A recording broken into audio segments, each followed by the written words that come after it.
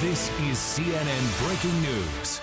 All right, we want to welcome our viewers in the United States and around the world. This is New Day. We didn't have to wait long for this breaking news. You and I were just talking about this with our guests last hour about what the future of this ambassador, Kim Darroch, would be. Everyone thought that he would be able to perhaps stay out his term, which was ending at the end of this year. But no, this morning we have just learned in the past hour the UK ambassador to the U.S. will resign days after those leaked cables showed described, I should say, the Trump administration as inept. Max Foster is standing by for us right now in London with this breaking news. Max, what have you learned? Alison, he's written a letter to the Foreign Office. I'll just tell you what he's said to his superiors here in London. We've just received it, so I'm reading it at the same time. Since the leak of official documents from this embassy, there's been a great deal of speculation surrounding my position and the duration of my remaining term as ambassador. We know he was due to retire at Christmas. I want to put an end to that speculation. The current situation is making it impossible for me to carry out my role as I would like. Although my posting is not due to end until the end of this year, I believe in the current circumstances, the responsible course is to allow the appointment of a new ambassador. I'm grateful to all those in the UK and US who've offered their support during this difficult few days. This has brought home to me the depth of friendship and close ties between our two countries. One final section from him. I'm also grateful to those whom I've worked with over the last 4 decades. In response, his superior has paid tribute to him, effectively. This comes off the back of a debate last night between the two successors to Theresa May, Jeremy Hunt and Boris Johnson. And in that debate, Jeremy Hunt committed to keeping Kim Darroch as ambassador if he got into power this month. But Boris Johnson didn't. It wasn't a vote of support in the ambassador. So that put him in a very uncomfortable position. His role is pretty much untenable because the White House isn't dealing with him right now. So he's decided to do what many would see as the honourable thing. All right, Max Foster, please stand by for us. Let's bring in Abby Phillips, CNN White House correspondent. Also joining us, Ellie Hodig, former federal prosecutor and a CNN legal analyst, and Ested Herndon, national political reporter for the New York Times. Abby, first to you. I know this news just broke moments ago. Any reaction from the White House yet?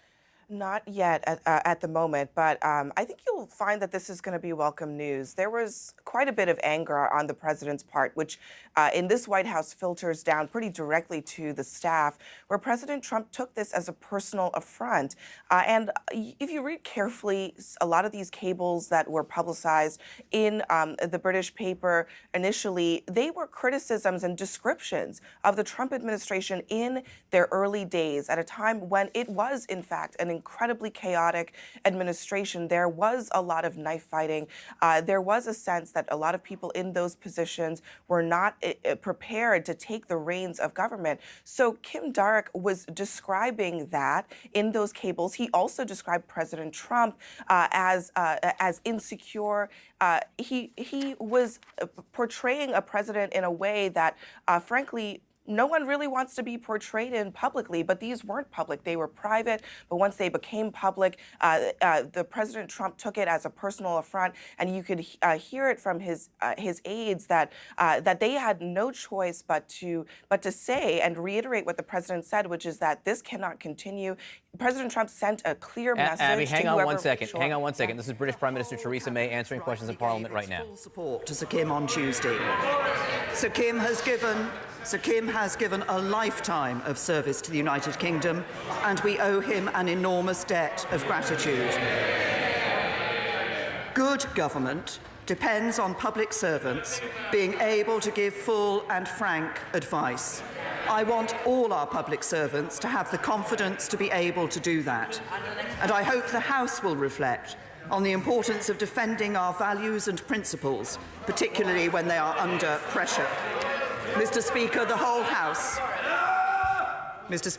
House will want to join me in sending our deepest sympathies to the family and friends of Tammy Minshall, the student paramedic who was killed in a traffic accident last week whilst on duty. Okay, you just heard the British Prime Minister Theresa May there, essentially, I think, expressing some regret that the British ambassador to the United States, Kim Darroch, had to resign. They're basically saying that he was doing his job. You want your diplomats around the world to be able to send unvarnished, really unedited assessments of what they're seeing on the ground. And let me just read you what one of those leaked cables that Kim Darroch, soon to be the former ambassador to the United States, wrote to the British government. We really don't believe that this administration, the U.S. administration, is going to become substantially more normal, less dysfunctional, less unpredictable, less faction-riven, less diplomatically clumsy, and inept. And that was his assessment to his government about what was happening in the United States. Which is his job. Which we just heard from another former British ambassador was his job. Max, I know you're listening still. Max Foster in London. You heard the British Prime Minister there along with us. What did you make of her remarks? Well, it's interesting because her position is very clear. She's supporting him exactly as you say. His job, he's paid to offer frank assessments of the current administration, and that's what he was doing. So her focus has been on the leak. Who would leak it? What are the motivations behind it? We still don't know who is the source of those leaks. But it all depended on who was going to take over from her. Boris Johnson, certainly the front runner, and he didn't offer the same sort of support to Kim Darroch. He just said that the relationship with the United States is the most important thing. I have to say, across European capitals, a huge amount of concern about this story, and really the precedent that it sets. Should a head of state in a host country be allowed to effectively push an ambassador out? And many people feel this is a really worrying precedent to set, effectively Donald Trump dismantling, to some extent, the current diplomatic system, certainly between the UK and the US. One more question, Abby, about the reaction in the White House. And you had said that you assumed that it would be welcome news. And of course, that's what everyone will say there because everyone has to have the president's back. But I happen to know that some of the members of, the White House would go to Kim Darroch's private residence for these lovely lunches, as I was invited once. And these are warm, convivial events, and they enjoyed it. And he had a warm relationship with many members around President Trump. I think he was going to be going today to have lunch that Ivanka was at. Was it yesterday? Yesterday with Ivanka. Yes. So I mean, they can't say that they enjoyed their relationship until a few days ago.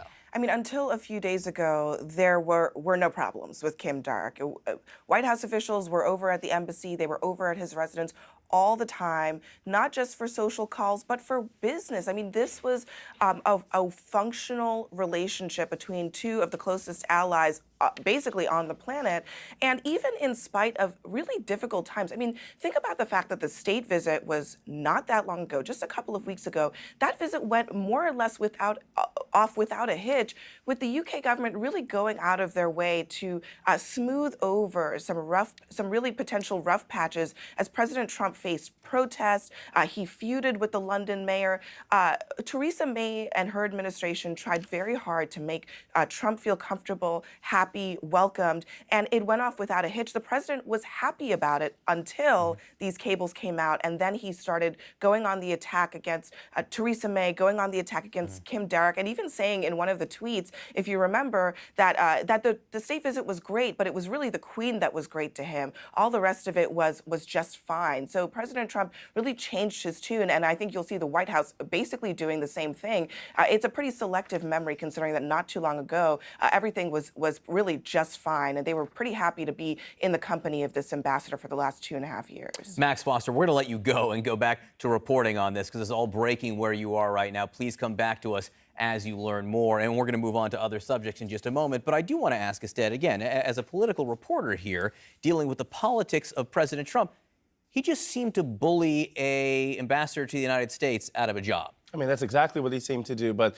this has been the president, this administration's kind of operating procedure for a while. When you have folks who come out and embarrass the president, say things that he would not like, particularly on a personal level, that question his intelligence and the like, he has always kind of immediately restructured those relationships, publicly attacked those figures, and kind of demanded, as Abby said, that staff do the same. And so, while the president certainly would have been embarrassed by these words, and we've seen that reflected from the White House, it is no surprise that he took to Twitter and put that kind of pressure on the UK to do this because, frankly, that's how this administration has operated since day one.